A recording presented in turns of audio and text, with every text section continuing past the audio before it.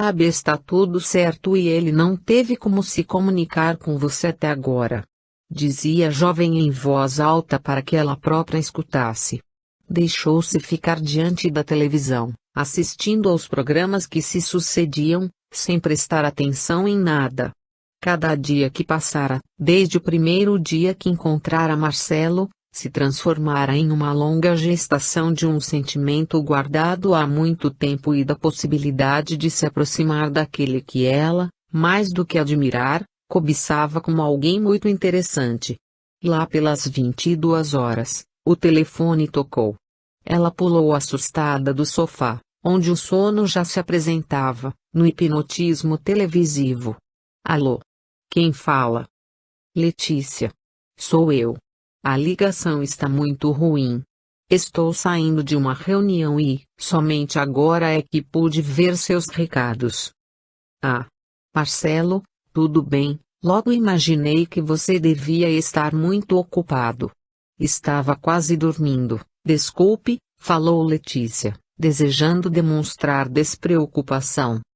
Desculpe ligar nessa hora, tudo bem, estava preocupada com o nosso encontro, Marcelo. Ficamos de deixar acertado para amanhã e não sei se vamos poder nos encontrar. O que você acha? Por mim, Letícia, tudo bem. Gostaria de resolver logo o assunto pendente e de tirar de você o peso desse problema. Pode ser às 16h30? Para mim é ainda melhor, Marcelo. Apenas gostaria que viesse sem muita pressa porque o negócio é um pouco complicado e, para explicar, pode demorar. Inclusive, já providenciei alguma coisa para a gente comer, enquanto trabalhamos no assunto. Tudo bem, para você? Ótimo, Lê. Para mim melhor ainda. Ok. Então, não esqueça de avisar em casa que você vai demorar. Bem lembrado. Preciso levar alguma coisa? Algum vinho, algum refrigerante, algum petisco?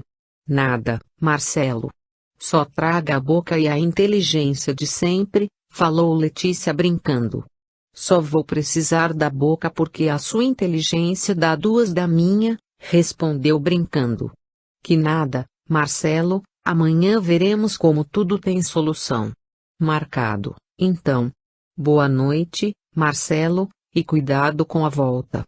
Já está tarde e eu não quero adiar essa conversa jurídica com você. Deixe comigo, Letícia. Se eu não chegar aí, amanhã, no horário, pode me procurar no necrotério. Esse é o único motivo que vai me impedir de ir. Pare de brincadeiras macabras, Mar. Se cuida mesmo, hein? Espero você. Beijos, Lê. Até amanhã, Marcelo. As últimas frases de Letícia ganharam a vida e o brilho de alguém que está acabando de se despedir de um ser muito querido, com quem se preocupa profundamente e sobre o qual se está colocando todos os sonhos e os dias do futuro, nos planos de um novo destino.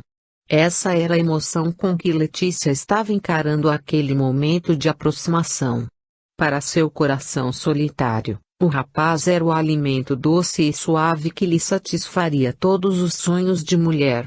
Não que o desejasse seduzir como mulher, como fizera Sílvia, nem que tivesse interesse em envolvê-lo nas teias do jogo afetivo para que o manipulasse, como Camila estava acostumada a fazer com os homens.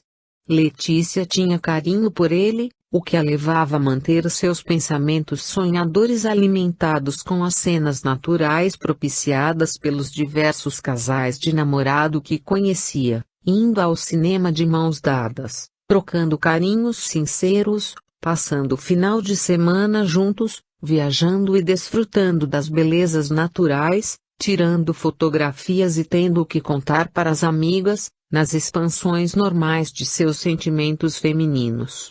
Mais do que a intimidade física, igualmente agradável quando vivenciada com quem se ama, o desejo de Letícia se prendia ao prazer de ter uma companhia com quem pudesse se entender e de quem poderia cuidar como um patrimônio pessoal e intransferível. Não pensava sobre os compromissos matrimoniais que Marcelo ostentava, uma vez que, Como acontece sempre com as pessoas egocêntricas, a satisfação de seus sonhos e caprichos sempre vem antes e está acima das dores ou tristezas que tal satisfação possa produzir na vida de outras ou outros concorrentes. A existência do relacionamento conjugal de Marcelo era, quase, mais um estímulo do que um obstáculo. Para ela, se o rapaz não a conhecesse, jamais poderia lhe conceder alguma chance. Além do mais, quem lhe garantia que Marcelo era feliz com a mulher?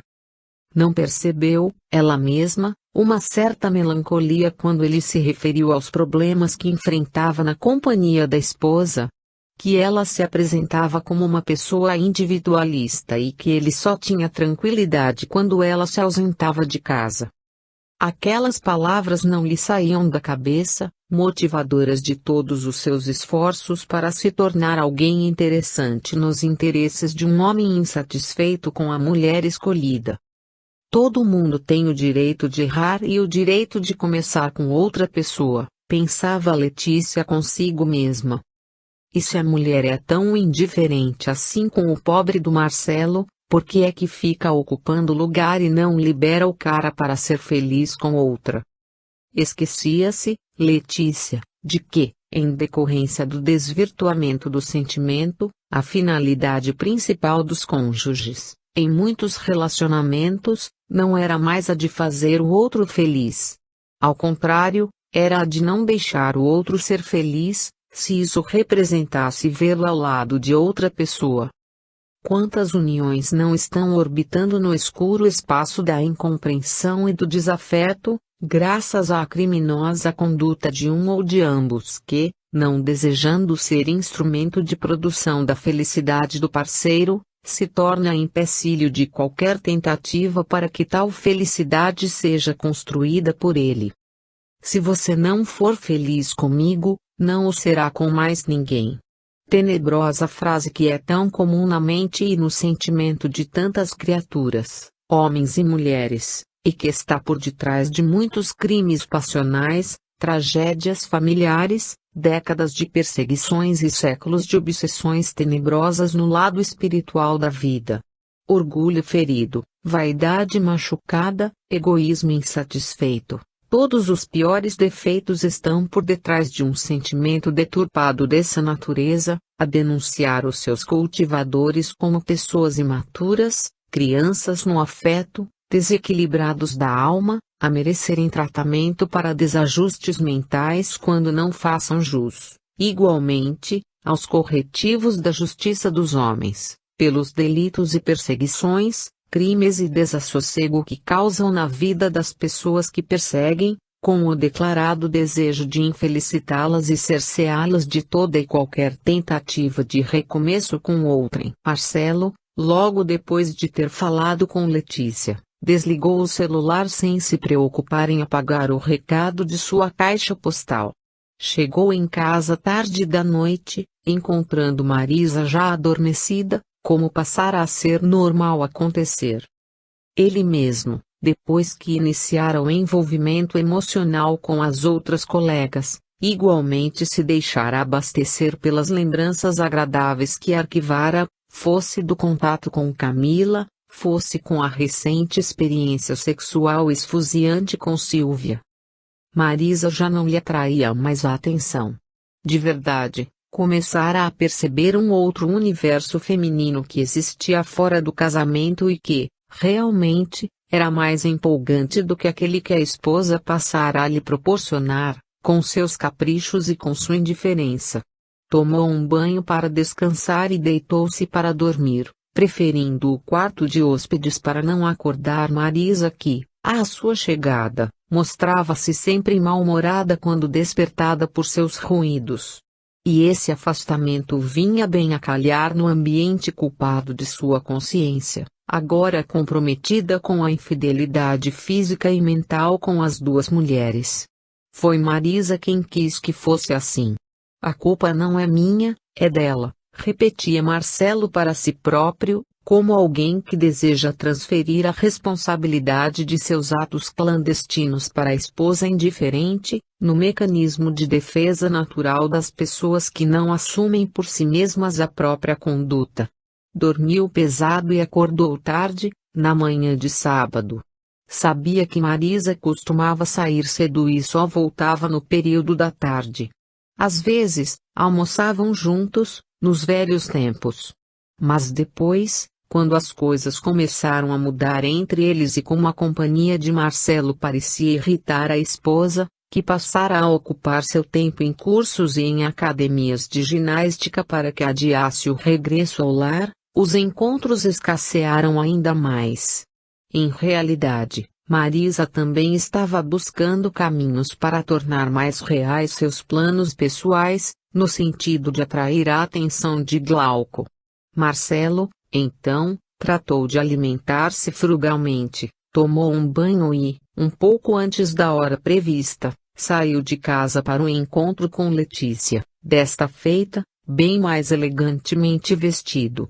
Afinal, bem ou mal, bonita ou não, iria estar na companhia de uma mulher a quem seus encantos poderiam produzir uma aproximação amistosa, sem qualquer pretensão que fosse amorosa. Na pressa ou na emoção dos preparativos, no entanto, Marcelo esqueceu em casa o telefone celular, ocultado por um porta-retratos para trás do qual deslizara, inadvertidamente, quando o rapaz depositara seus objetos pessoais sobre o móvel aparador da entrada, na noite anterior. Dirigiu-se para o endereço que sabia localizar com facilidade, por já ter sido informado por Letícia, nas conversas amistosas do escritório. Conforme combinado ao celular, o porteiro do prédio, depois de consultar a proprietária do apartamento, permitiu que Marcelo ingressasse na garagem, indicando-lhe o local para o estacionamento. Não demorou muito e Marcelo subiu ao andar respectivo, onde o esperava uma outra Letícia. Lá estava a mulher mais ansiosa do prédio naquela tarde. O apartamento estava agradavelmente iluminado e decorado com sobriedade, com indiscutível bom gosto. Som ambiente demonstrava o zelo de sua moradora, nas músicas leves e suaves que deslizavam pelos ouvidos. No ar, uma fragrância sutil atraía a admiração do olfato, na combinação adequada entre visual agradável, audição harmoniosa e olfato atrativo. E à sua frente, Marcelo tinha uma outra mulher. Letícia estava transformada. Buscando externar sua admiração e espanto, quis voltar ao hall dos elevadores, informando que deveria ter se equivocado de apartamento. Ora, Marcelo, cala a boca e vê se entra logo, seu moleque brincalhão. Nossa, Letícia, é você mesmo? Perguntou, admirado, o jovem, surpreso com o novo estilo. Claro que sou eu, seu engraçadinho. Quem você esperava? A Madame Mim? Referindo-se, Letícia, à bruxa das histórias em quadrinhos de Walt Disney. Percebendo que seu espanto poderia ser mal interpretado, Marcelo emendou: jamais comparei você àquela bruxa, Letícia. Mas estou tão acostumado a vê-la de cabelo preso, repuxando o rosto, com as roupas formais de advogada, que nunca imaginei que, um dia, substituiria aquela imagem da minha retina. E então, perguntou a moça, provocando, pelo menos a surpresa valeu a pena? Ou esperava que eu fosse recebê-lo vestida de advogada? Nossa, claro que valeu. Se eu soubesse que ia ser assim, tinha vindo mais cedo, para poder desfrutar desse momento em que posso conhecê-la sem aquela máscara profissional que nós todos temos que usar todos os dias. Como os palhaços na hora do picadeiro, né? Afirmou Letícia, fechando a porta. É isso mesmo, Lê. Às vezes, penso que parecemos os próprios, tendo que viver na corda bamba e fazer os clientes rirem de nossas estripulias, para conseguir arrancar-lhes alguns aplausos depois de terem deixado seu dinheiro na bilheteria. Assim começara o encontro em que Letícia, Já conquistando as primeiras vitórias na consideração de Marcelo, esmerar-se-ia para que ele se sentisse atraído e provocado por sua agradável companhia. Não que Marcelo tivesse se apaixonado pela amiga de trabalho. Na verdade, ela não conseguira atingir, toda arrumada, a beleza natural que Camila possuía, mesmo desproduzida. Só que o inusitado de observar Letícia mais à vontade, com o cabelo solto e escorrido pelo rosto, dando-lhe um certo ar angelical, lhe retirava toda aquela imagem de distância e afastamento que a postura formal de advogada produzia nos diversos homens que conviviam com ela, inclusive nele. Pela primeira vez, pôde reconhecer na jovem, efetivamente, uma beleza física que era digna de nota.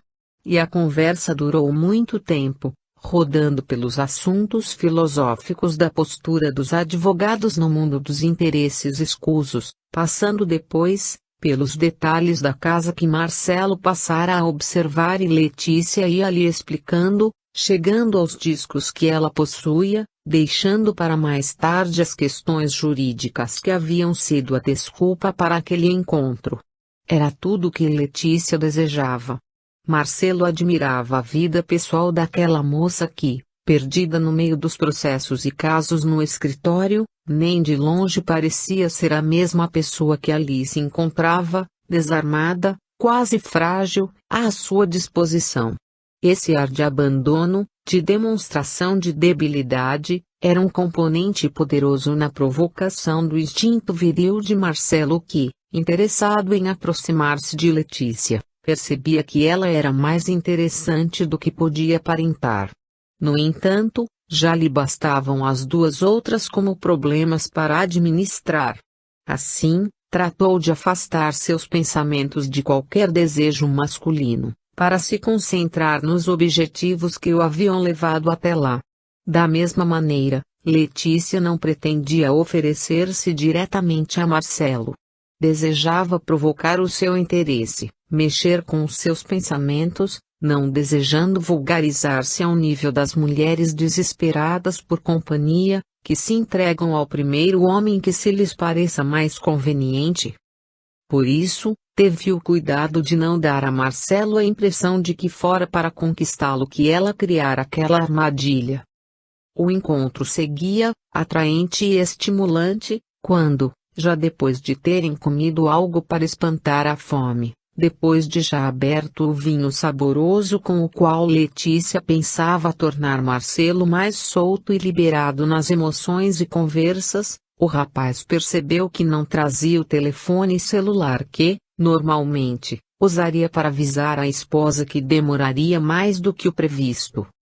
Sem dificultar as coisas, Letícia sugeriu que ele usasse o aparelho de seu apartamento para chamar o número de seu celular a fim de tentar localizá-lo. Aceitando a sugestão, Marcelo procedeu à chamada para o próprio telefone celular que, depois de alguns toques, foi atendido por Marisa. Oi, Marisa, tudo bem? Você já chegou? Claro, Marcelo, se não, como é que estava atendendo ao seu celular? É verdade, desculpe a idiotice da pergunta. É que saí, somente agora me dei conta de que esqueci o telefone. E como não sabia onde isso poderia ter acontecido ou mesmo se o havia perdido, resolvi ligar para localizá-lo. É isso mesmo. Ele está aqui em casa.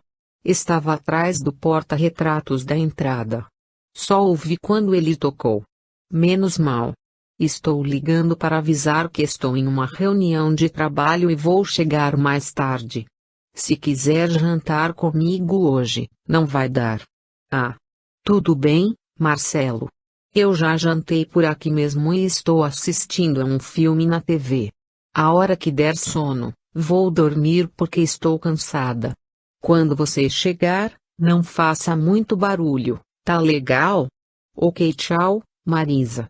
Tchau, Marcelo. A despedida seca foi notada por Letícia que, mais do que depressa, colocou mais vinho no copo do rapaz. Sabia ela que a referida bebida era muito potente para, juntando-se ao clima formado pelos demais detalhes, conferir ao ambiente o teor de poesia que é próprio do começo de muitos romances. Por sua vez, a indiferença de Marisa ao telefone parecia uma senha para Marcelo se deixar levar pelas frustrações emocionais, liberando-se de qualquer defesa do laço formal que unia à esposa. Assim, numa forma de revidar a indiferença da esposa com a possível e nova infidelidade, passou a sentir que estava no melhor ambiente para deixar acontecer qualquer tipo de situação. Era como se estivesse se vingando da mulher indiferente, pressupondo que a mesma o estava traindo. Igualmente, única explicação para sua mudança de comportamento em relação a ele próprio. Nenhuma pergunta sobre onde é que eu estava, sobre como é que estava, com quem estava. Pensava o rapaz, justificando a indiferença da mulher como demonstração de sua falta de afeto ou de seu desprezo para com ele. Ao lado dele, aproveitando-se do seu estado de pré-ebriedade, os espíritos do chefe e de Juvenal, observados pelo aleijado, estavam a postos, mobilizando suas forças espirituais nos quadros fixadores dos sentimentos contrariados, para que Marcelo se achasse, efetivamente, desprezado como homem, despertando-lhe ainda mais o sentimento de carência, ao mesmo tempo em que Letícia era provocada nos pensamentos aventurosos de se ver nos braços daquele atraente rapaz, como sempre sentira no mais profundo e secreto de seus anseios. Enquanto o clima ia se tornando cada vez mais favorável aos sentimentos embutidos nos dois corações carentes, do outro lado da cidade, na casa de Marcelo, Marisa se surpreendia duplamente. Depois que descobriu o telefone celular do marido, uma irresistível curiosidade lhe assaltou o pensamento.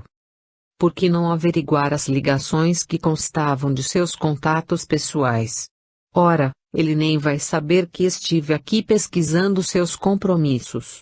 Afinal, é sempre bom a gente dar uma olhadinha escondida nos segredos alheios.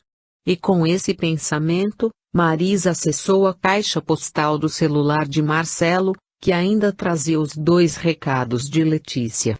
A leitura dos recados fez enrubescer a esposa, na interpretação maliciosa daquele encontro. Além do mais, havia um terceiro recado de que nem mesmo Marcelo tinha ciência e que, na voz de Sílvia, declamava um singelo trecho de poesia, como a dizer como haviam sido agradáveis os momentos vividos intensamente naqueles dias anteriores. Mensagem essa que vinha cobertada pelo anonimato, da mesma forma que parecia ter sido originada de um telefone público. Somente Marcelo poderia identificar-lhe a voz e, para que não se levantasse suspeitas sobre sua procedência, fora originado, como se disse, de número de telefone inacessível à identificação do responsável pela ligação. Sim, era indiscutível que Marcelo estava tendo um caso com 2 mulheres e os 3 recados em seu telefone eram a prova de que ela necessitava para tornar verdadeiros aqueles argumentos fictícios inventados para Gláucia tanto quanto para apresentar perante Glauco, no dia de sua entrevista. No seu pensamento, tudo estava se encaixando. E era um idiota do marido quem lhe estava permitindo ter todas as desculpas para se apresentar como vítima da traição. Ela saberia muito bem usar esse trunfo.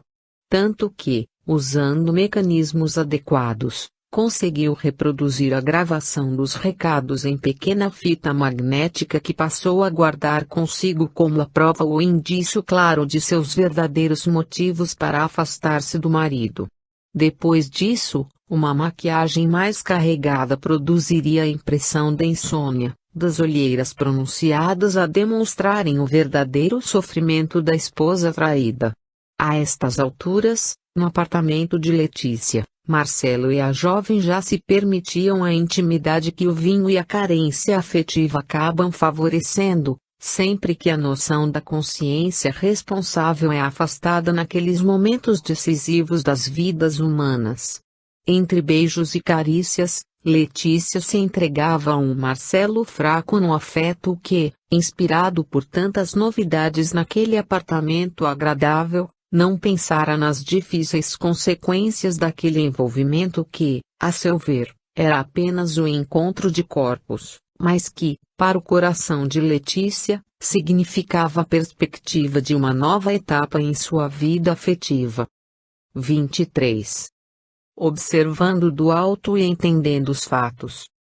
Como se pode observar, naquela semana, os espíritos inferiores tinham atuado em várias frentes com a finalidade específica de tecer uma teia envolvente que viesse a enredar todos os nossos invigilantes personagens. Luiz havia sido afastado da boa influência.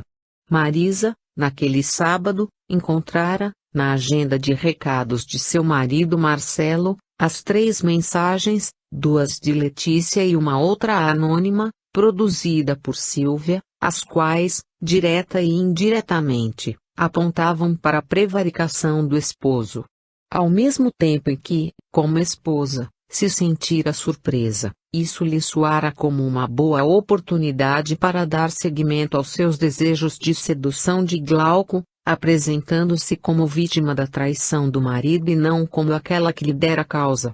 Por isso, ao final da noite, quando Marcelo regressara do apartamento de Letícia ainda com as emanações alcoólicas a interferirem em seu equilíbrio consciente, Marisa optara por nada falar nem lhe fazer nenhuma cobrança, deixando-o entregue aos próprios desajustes, dando-lhe corda à vontade para que, no exato momento, pudesse enforcá-lo pela melhor maneira. Antes de se retirar para dormir, a esposa deixara o celular visível ao lado de um bilhete, sobre a cama onde Marcelo passara a dormir, nas noites em que chegava muito tarde. Querido, aqui está o seu celular, que encontrei escondido atrás do nosso porta-retratos. Não faça barulho porque estou muito cansada. Marcelo, acostumado com aquela rotina de indiferença, nada desconfiara sobre o fato de seus recados já terem caído no conhecimento de sua esposa, uma vez que não era hábito de ambos a investigação das ligações em seus aparelhos celulares pessoais. Assim, depois que saiu do banho no qual procurava acordar melhor para avaliar o que havia feito com Letícia em seu apartamento acolhedor, Marcelo resolvera escutar as mensagens existentes na sua caixa postal, surpreendendo-se não com as 2 que Letícia havia gravado, mas com as palavras melosas que ele sabia pertencerem a Silvia, arrojada e provocante. Ao ouvir-lhe a voz e o teor sedutor da mensagem, Marcelo deu-se pressa em apagar seu conteúdo comprometedor, tanto quanto as 2 que Letícia havia produzido com a finalidade de confirmar seu encontro do final de semana. Já Marcelo, naquela noite, se perdia em tentar equacionar seu envolvimento amoroso e íntimo que passara a estabelecer com as 3 moças que compunham seu grupo de trabalho no escritório. Começara a se apaixonar pela bela Camila. Depois, descobrira em Silvia um verdadeiro furacão na intimidade e, por fim, encontrara Letícia, uma flor delicada, a revelar-se do interior da casca em que se escondia, frágil e com medo de se expor, revelando sua verdadeira personalidade. Por mais que tentasse colocar seus sentimentos em ordem, não sabia para que lado caminhar. Além do mais, ainda possuía o relacionamento com Marisa, o que significava tripla traição e enganação quádrupla. Com exceção da esposa que, por seu comportamento estranho e hostil não lhe causava mais nenhuma atração ou interesse, Marcelo se interessava pelas outras 3 mulheres, cada uma por um motivo diferente. Com Silvia, sentia-se potente e viril, compartilhando o prazer pelo prazer ao lado de uma mulher experiente no assunto. Com Camila, sentia-se sedutor e galante, enaltecido em sua vaidade por apresentar-se como o conquistador de uma mulher de beleza invejável. Com Letícia, sentia-se forte e audaz, como um herói que chega para salvar a doce e ingênua donzela, solitária e sonhadora nos sentimentos, desejosa de se entregar ao seu cavaleiro, no compromisso definitivo de um afeto romântico e longamente esperado. Com as três, havia pactuado manter a discrição no local de trabalho e o respeito aos seus espaços pessoais, afastando qualquer tipo de suspeitas comprometedoras. No entanto, não poderia adiar por muito tempo o plano de atingir Leandro com o golpe que o tiraria do posto de confiança de Alberto, visando conquistar-lhe o lugar. Camila era sua aliada confessa, ao mesmo tempo em que, graças à intimidade com as outras duas, não lhe parecia difícil conseguir-lhes o apoio, principalmente depois de tudo o que aconteceu. Sabia, no entanto, que tudo estaria perdido se, entre elas, a notícia de seu envolvimento físico com todas acabasse conhecida, o que representaria uma péssima novidade, arrasando com seus planos de ascensão. Agora, a subida na empresa já não era mais para encantar Marisa. Era uma forma de ser importante para, finalmente, reconhecer-se melhor do que os demais e afirmar-se profissionalmente perante as mulheres e homens que ali trabalhavam em regime de constante competição. Naquela noite, Marcelo, Silvia, Marisa, Letícia, Camila e Luiz estariam assumindo suas posições no drama que iriam produzir, não por causa da ação das entidades negativas que os intuíam, mas por causa da maldade, da astúcia, da invigilância com que se conduziam na vida. Nesse sentido, adotando as atitudes mais nefastas para si próprios, se tornavam ferramentas destrutivas nas mãos de entidades inteligentes e igualmente nocivas, que, da mesma forma, os usariam. No fundo, entretanto, todos estavam em processo de crescimento, tanto os encarnados e quanto os espíritos ignorantes, ainda que tal evolução viesse a se realizar através das dores profundas e das recepções da alma, abrindo ferimentos que somente a noite dos séculos poderia cicatrizar.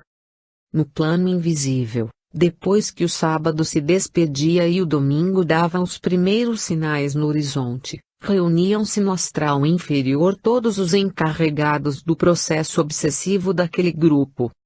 Perante o presidente da organização, teriam que prestar contas de seus atos, incluindo-se aí, não apenas o chefe e seus ajudantes, mas Jefferson e os representantes do departamento que administrava as ações negativas do escritório onde nossas personagens trabalhavam. Além do mais, de forma direta e agressiva seriam cobrados pela perda do chefe dos hipnotizadores, perda essa que já havia sido noticiada ao presidente e que lhe havia causado profundos dissabores, que não foram atenuados mesmo com a revelação dos inúmeros sucessos obtidos com os encarnados que estavam se deixando manipular tão bem, em seus desejos e sensações pervertidas. A reunião do grupo seria bastante tensa e ameaçadora, sobretudo porque, com as notícias sobre o progresso do plano, o presidente marcara para as próximas semanas a intensificação dos processos de perseguição, com a finalidade de atingir seus objetivos pessoais, objetivos estes ainda desconhecidos de todos os seus auxiliares, mesmo dos mais chegados. A verdade é que todos os integrantes desse movimento, obedientes ao comandante Trevoso, estavam sendo utilizados por ele para a conquista de suas metas de destruição e vingança que buscava com determinação.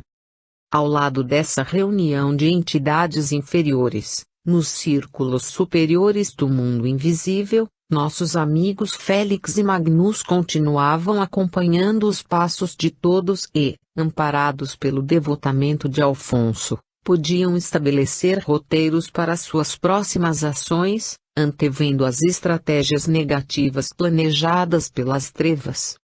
Mas o pobre Glauco está sendo cercado por todos os lados, falou Magnus, compungido. E nem está sonhando com tudo o que estão planejando a seu respeito.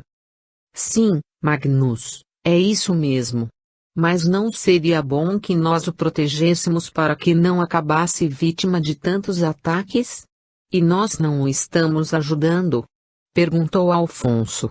Sim, de uma certa forma, mentor. No entanto, parece que estamos fazendo essas coisas à distância, enquanto que nossos irmãozinhos inferiores se apresentam diretamente, atacando-o de frente, sem rodeios. Realmente você está avaliando bem a situação. Quando estamos no mundo, pensamos que a função de Deus é criar um sistema de proteção e vigilância para defender todos os que o aceitem e creiam em sua existência. Pensamos que, pelo simples fato de irmos às igrejas ou envergarmos esta ou aquela camisa religiosa, passamos a ter direitos de exigir de Deus a proteção absoluta, não mais aceitando que nada de ruim nos aconteça. No entanto, essa postura é ingênua e atesta o grau de infantilidade que ainda existe dentro de cada um de nós. Que pai humano deseja criar o seu filho para que ele fique em sua dependência pelo resto da vida? Que mãe não deseja ver seu filho abandonar as fraldas e caminhar com suas próprias pernas? Ainda que estejam sempre por perto, dispostos a dar a ajuda que lhes seja possível, os pais humanos costumam, quando lúcidos e cônscios de suas obrigações no tutelar os filhos, entregá-los à vida, para que constituam suas próprias famílias e cresçam interiormente. Assim também acontece com as preocupações divinas, Magnus. Nosso querido Glauco é credor de nosso carinho e atenção e, sempre que estiver em sintonia conosco, estaremos com ele igualmente. No entanto, não desejamos transformá-lo em um boneco que nos obedeça ou que se entregue a nós como se nos pertencesse. Em sua história de vida, meu amigo, ele já passou por situações delicadas no afeto desprevenido e invigilante.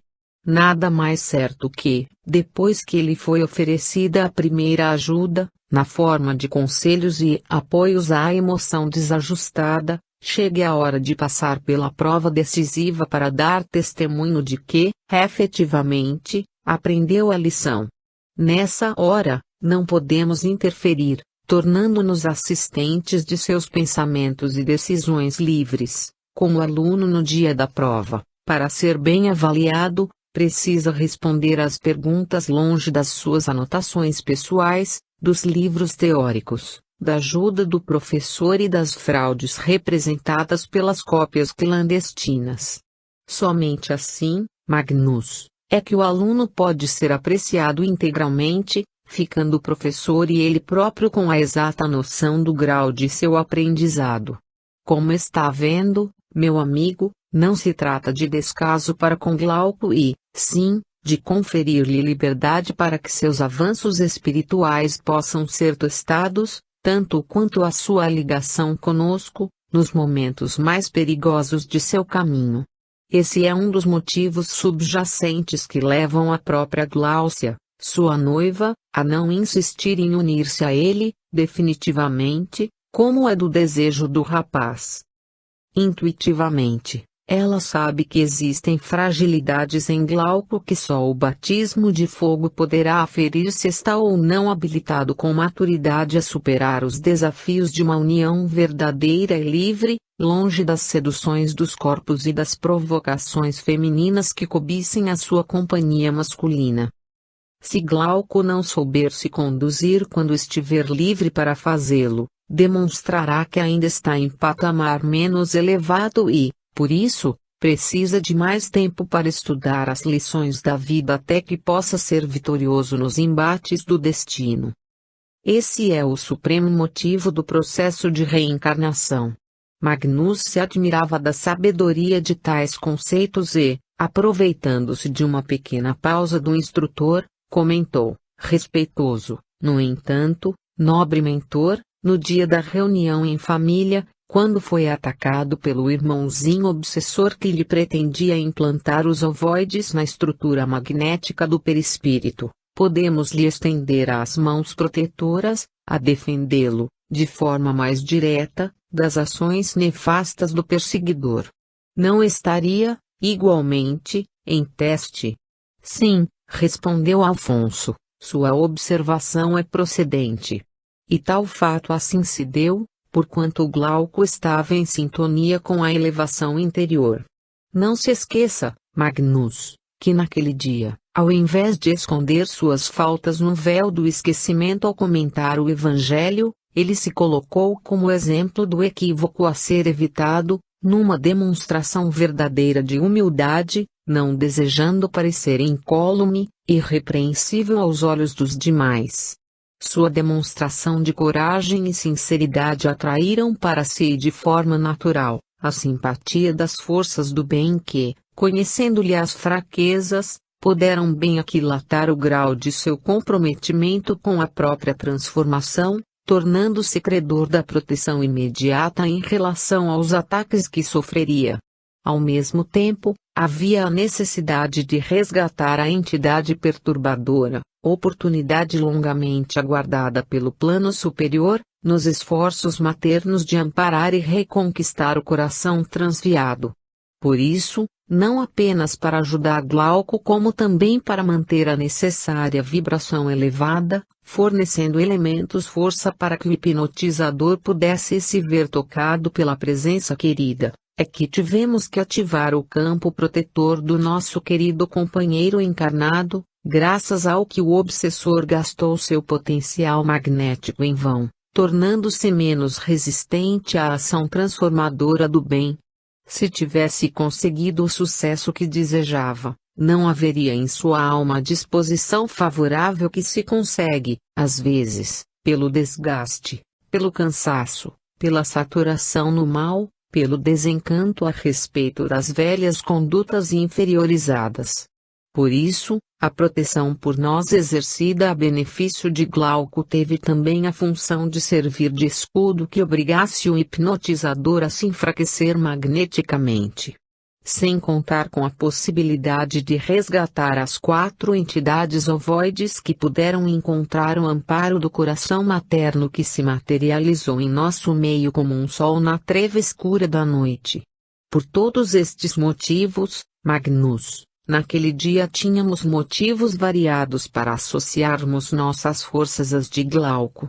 No entanto, não resta dúvida de que aquele era um ambiente especial, inundado pelas luzes da oração, enquanto que cada um, em sua vida diária, vive no universo das ideias e ações que lhes pareça mais conveniente. E é nesse universo exterior que compete a Glauco dar demonstração de vitória sobre si mesmo e desejo de superar as tendências que, no passado, já o haviam envolvido e produzido a tragédia moral que conhecemos. O mesmo será esperado de Gláucia, na compreensão sincera, no crédito que possa dar ao companheiro e na capacidade de entendimento que, afastada da proteção materna, do ambiente da oração em família, também precisará da dor, do sofrimento, da decepção, para as avaliações evolutivas a seu respeito, visando acesso às futuras promoções no conceito espiritual. Magnus se dava por satisfeito, ao mesmo tempo em que Félix, calado até aquele momento, solicitara a conversação reservada com Alfonso para tratarem dos próximos passos daquele drama que, contendo os encarnados e os espíritos inferiores como atores principais até aquele instante, eram acompanhados pela visão atenta das entidades generosas que lhes conheciam as intenções e desejavam ampará-los da forma mais ampla possível. Assim, retiraram-se os 2 instrutores para consultar os detalhes e desdobramentos daquele caso, tanto quanto para recolherem as instruções que lhes chegavam das entidades superiores que dirigiam os passos de seus tutelados encarnados, buscando envolvê-los nas companhias luminosas de espíritos instrutores e mentores com Félix e Alfonso que, representando o amor de Deus e o carinho de Jesus na superfície do planeta, caminhavam ao lado de seus protegidos para tentar ajudá-los a fim de que não se comprometessem ainda mais nos equívocos e no mal. Pode parecer, querido leitor, que o mal atua sem controle do bem. No entanto, gostaria que você se lembrasse de que a verdade é absolutamente diversa. O mal atua dentro do espaço de manobra que os encarnados e desencarnados, igualmente invigilantes, lhe concedem. No entanto, sobre todos eles, o bem governa os caminhos e intervém no instante adequado para que, indistintamente, todos se encontrem consigo mesmos e retifiquem seus atos.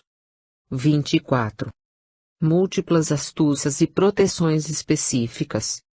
De posse da gravação das 3 mensagens ouvidas no celular do marido, Marisa aguardava o momento da primeira entrevista com Glauco, na sede da empresa em que trabalhava como consultor, com a desculpa de pedir-lhe orientações para a abertura de um negócio próprio. E se, inicialmente, havia ficado contrariada pelo fato de o primeiro encontro ter sido marcado com um lapso temporal de 10 dias, agora, com as provas da traição do marido, bendizia a sorte que lhe concedera tal prazo graças ao qual reunira os indícios que dariam mais consistência às suas palavras. A semana começara aí, preparando-se para as próximas jogadas. Marisa atirou-se com afinco na obtenção de informações adequadas para quem deseja dar início a um trabalho autônomo, no ramo do comércio de bijuterias em algum shopping center. Marcelo, por sua vez, regressara à rotina do escritório, revestindo-se de cuidados especiais para que não se levantasse suspeitas acerca de seu envolvimento com as 3 amigas ao mesmo tempo e, de igual sorte, para que não mudasse sua conduta com nenhuma delas. Logo pela manhã, encontrou-se com Camila em sua sala, quando foi recebido com uma dose a mais de intimidade do que aquela que existia antes da troca dos beijos calorosos. Marcelo, pensei muito em você no final de semana, disse Camila, ao abraçar o amigo assim que entrou, como de costume, depositando-lhe um rápido beijinho em seus lábios. Sentindo-se desejado pela mulher que também cobiçava, Marcelo buscou certificar-se de que a porta estava fechada e respondeu cavalheiresco, ainda que sua consciência lhe dissesse que não havia sido bem assim, como suas palavras iriam dizer. Eu também, Camila, pensei muito em você. Acho que nossa aproximação tem sido algo muito bom, mas, ao mesmo tempo, tem me deixado confuso. Como confuso, Mar? Sim, Camila, confuso porque meus sentimentos ficaram embaralhados. Seu beijo, seu calor, sua maneira de me fazer sentir importante, conflitam com as minhas responsabilidades. Mas nós somos adultos, Marcelo, e se você se sente desse jeito quando nos colocamos mais próximos é porque existe um vazio em seu coração, acomodado talvez a uma relação que já não lhe satisfaz. É isso que também me tem incomodado, K. Antes de estarmos mais próximos, tudo corria normalmente. No entanto, com o decorrer do tempo, passei a perceber as rotinas do casamento se fazendo mais pesadas e as dúvidas cresceram. Pessoalmente, quero que saiba que não desejo envolvê-la para tirar proveito ou iludi-la. Você me faz muito bem e, de minha parte, não gostaria de lhe causar qualquer sofrimento. As palavras de Marcelo eram sinceras, próprias de um coração que está se entregando ao sentimento apaixonado, iludindo-se com a beleza da jovem que bem sabia utilizar seus atributos para confundir os corações masculinos que a requestavam. Além disso, eram ditas em tom de tristeza, tornando-as ainda mais pungentes aos ouvidos de Camila que, assim, tinha certeza da dificuldade afetiva que ardia no íntimo de Marcelo.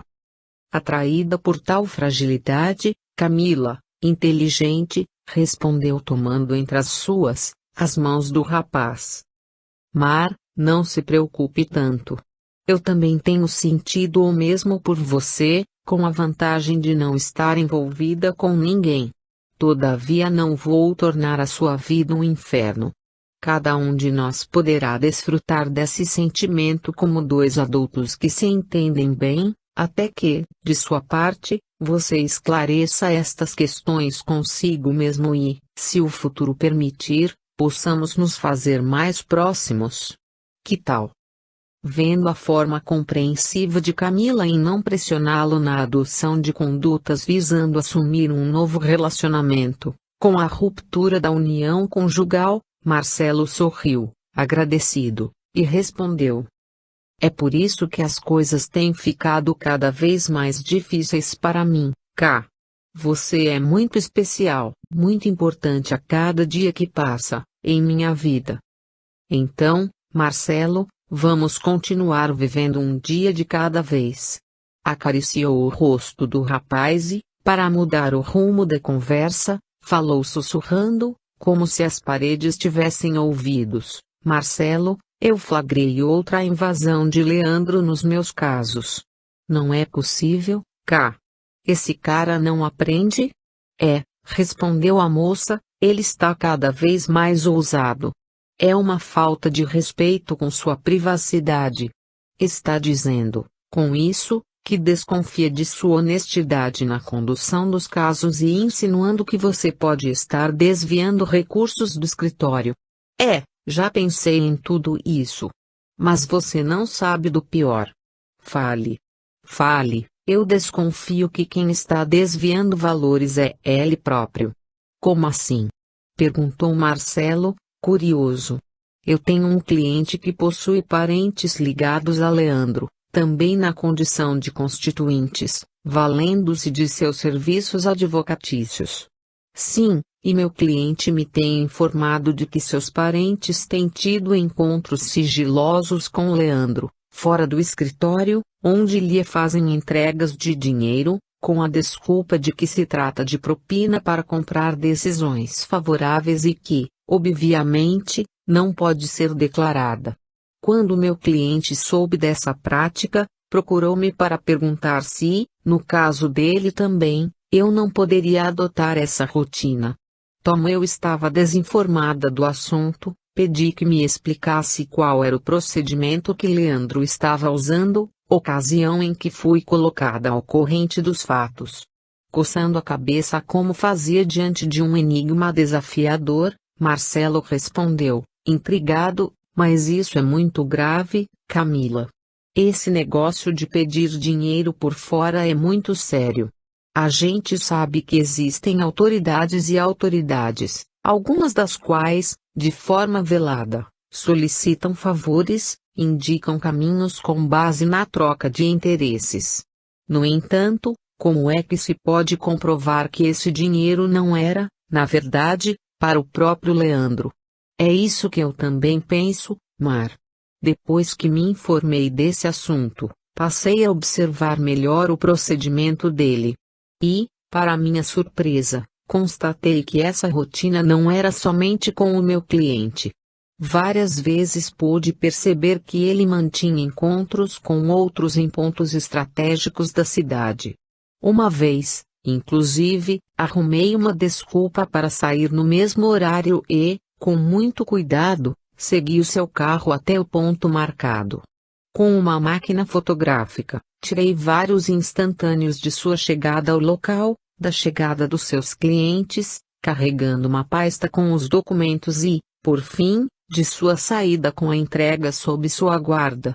Intrigada com a prática, contratei um detetive por alguns dias e, sabendo que a coisa era mais grave do que parecia, consegui uma série de informações, fotografias novas e informações confiáveis que atestavam o depósito em diversas contas, todas em seu nome. Isso coincidia, às vezes, com a compra de algum novo carro, desses caríssimos que todos sonhamos ter. Pensando nas repercussões dessa descoberta, dentro dos planos que tinha em tomar-lhe o lugar, Marcelo aguçou seu interesse pelas notícias. Mas e o Dr. Alberto, Camila, será que ele não sabe disso tudo? Não faço a menor ideia, Mar. O velho já está meio afastado desses processos e se ocupa em administrar o seu império, recolhendo a parte gorda que lhe cabe. Deve imaginar que Leandro deu seus pulinhos, mas, diante das vantagens, deve fazer vistas grossas. Vai saber também quanto é que o velho não extorquiu ao longo de sua vida, obtendo recursos com esse tipo de conversa. Não se esqueça, Marcelo, ele é advogado mais antigo do que nós. Observando as referências maliciosas de Camila, Marcelo disse, indignado: tudo bem, Camila, os advogados são treinados para resolver os problemas pelos meios possíveis ou impossíveis. No entanto, nunca tive cara de pau de levar dinheiro para autoridades nem para, com tal desculpa, embolsar recursos valendo-me de mentiras e de estratégias de corrupção. É por isso, Marcelo, que nós estamos tão abaixo na escala de importância do escritório. Se já nos tivéssemos comprometido com os esquemas podres, já teríamos subido e, certamente, estaríamos andando com carrões como os que eles têm. Só que eu penso que um dia isso tem que acabar. Escutando as palavras de Camila, dentro do mesmo diapasão de suas intenções, Marcelo aproveitou a deixa e respondeu: eu penso a mesma coisa, K. Um dia tudo isso tem que acabar e, ao invés de usarem a gente para conseguir clientela e abastecerem com nosso suor os esquemas corruptos em que se metem, perderão a reputação que parece possuírem, com a queda da máscara de honestos e guardiães ilibados da ética e da honradez. De minha parte, Marcelo, eu sonho com esse momento. Não em tirá-los do posto, mas em verem suas caras quebradas pelo aparecimento da verdade. E eu desconfio que Leandro me vigia os passos por saber que tenho alguma ligação com os clientes que ele vem usando para obter dinheiro com mentiras. Como sabe de minhas relações profissionais, parece que se coloca no meu encalço de forma ameaçadora para me intimidar ou me lembrar de que está me vigiando. Nem imagina, o idiota, que tenho até fotografias de suas aventuras.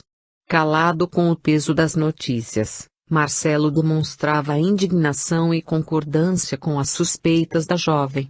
Vendo que o rapaz se mantinha favorável aos seus propósitos, Camila continuou, cautelosa: mas, na verdade, eu não tenho como, sozinha, lutar contra esses tubarões. Facilmente me devorarão e eu parecerei uma tola ambiciosa com interesse em subir profissionalmente, derrubando os superiores. Acho que tais documentos vão acabar esquecidos em meus arquivos particulares porque não sei como fazer para acabar com essa perseguição. Eu acho que você tem todos os trunfos na mão, Camila. São indícios fortes da participação de Leandro em negócios escusos e que podem estar lesando os interesses do próprio Alberto. Para que possamos conseguir esse intento, ao menos o de desmascarar o maldito ladrão, precisamos comprometê-lo diante do dono, apresentando as provas que colocarão Leandro em uma situação, no mínimo, delicada e desconfortável. Além disso, existem as investidas clandestinas dele em relação à sua privacidade.